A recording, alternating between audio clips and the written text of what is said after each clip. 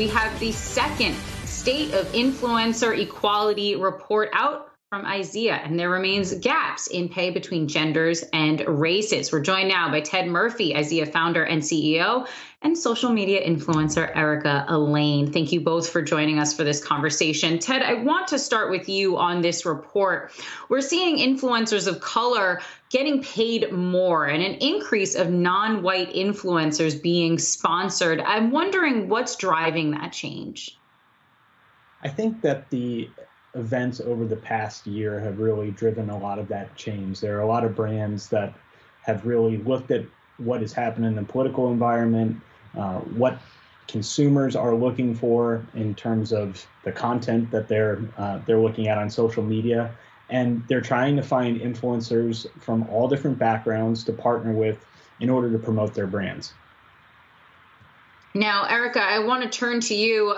Your Instagram, Mama in Color, discusses racism and being anti-racist quite a bit. Are you finding that this content that really addresses these social justice issues are getting more popular and also more profitable?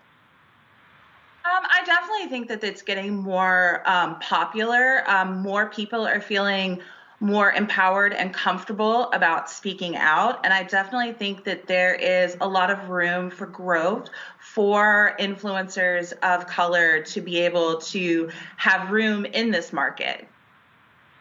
Now, Erica, looking at the report, and we have some of the graphs, there's still some gaps that remain, at least when it comes to how much is paid for influencers based on gender, men making much more than their female counterparts.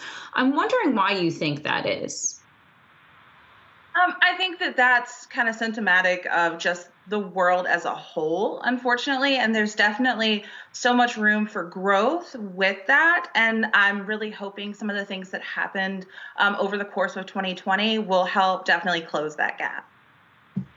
And Ted, we're seeing that the average costs of the posts through the years is rising. Do you think that there's something changing about the way advertisers are approaching the content that they're trying to advertise, or, you know, who they want to see their content that perhaps is driving these changes in price?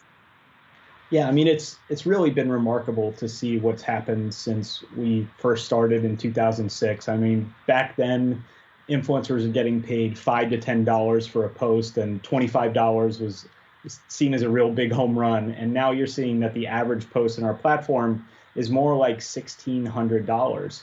And that, of course, spans very small influencers to very large influencers. But advertisers are really starting to see the value in sponsored content, and they're taking that content and they're repurposing it into their other advertising. So it's not just about the reach of the influencer anymore or how many likes or comments they have. They're actually taking that content and they're repurposing it on their own social handles, in their e-commerce experiences, on their websites, and even in television and print.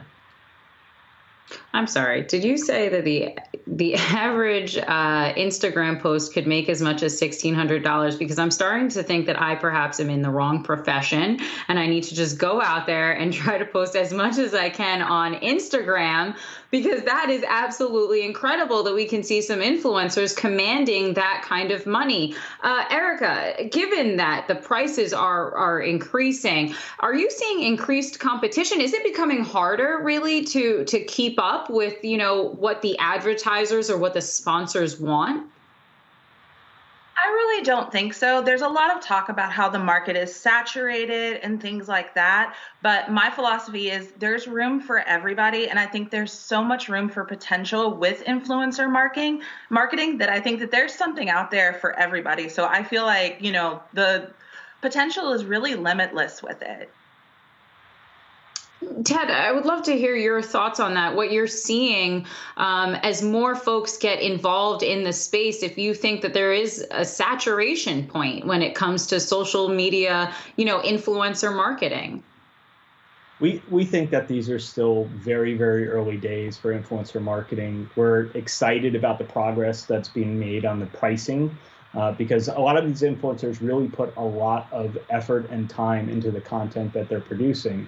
The platform that we launched earlier last year, Shake, is actually focused around allowing these influencers to more easily market themselves, to be able to connect with advertisers, and to be able to set their own prices. So, we just talked about the average post being about $1,600, but we actually completed a $40,000 TikTok offering just a couple weeks ago. So there's a lot of money to be made. It's not easy being an influencer, as I think Erica would tell you, but if you put in the effort and you really take some time to build your brand and build your following, it can be a full-time job.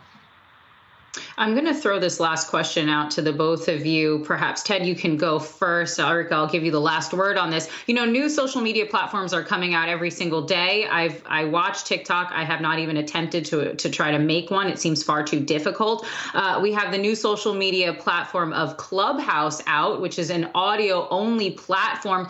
How do you think that changes the game? Some of these new platforms in terms of content creation, but also for some of these creators to monetize what they're doing on these platforms. I think what's so cool about social media is that the world is constantly changing. I mean, when I first started doing this, it was on MySpace and message boards. And I remember when we were doing Vines, these platforms, they kind of come and go over time. Facebook has had some fantastic staying power, but I think what you're seeing now is that there's some real competition. And a lot of that has been driven by what people are interested in from a content perspective. So, whether that's an audio chat on Clubhouse or creating real fun videos on TikTok, there's a lot of opportunity for people of all types. Erica, your thoughts? Definitely. I think, honestly, the more platforms, the better, just because, what somebody else might relate to, someone else might not. So it is if you want to go to Clubhouse to learn more, grow more, different things like that, or you do like the fun TikToks, or you're interested in Instagram and things like that, I feel like there's so much room for both creators and for the people who do want to consume content. There's really kind of something for everybody. All right. What I've mainly learned is that I really need to up my social media game, my Instagram game in the coming weeks, months, and years. Ted Murphy, IZEA founder and CEO, social media influencer Erica Alayne, thank you both for joining us for this incredibly fascinating conversation. Thank you.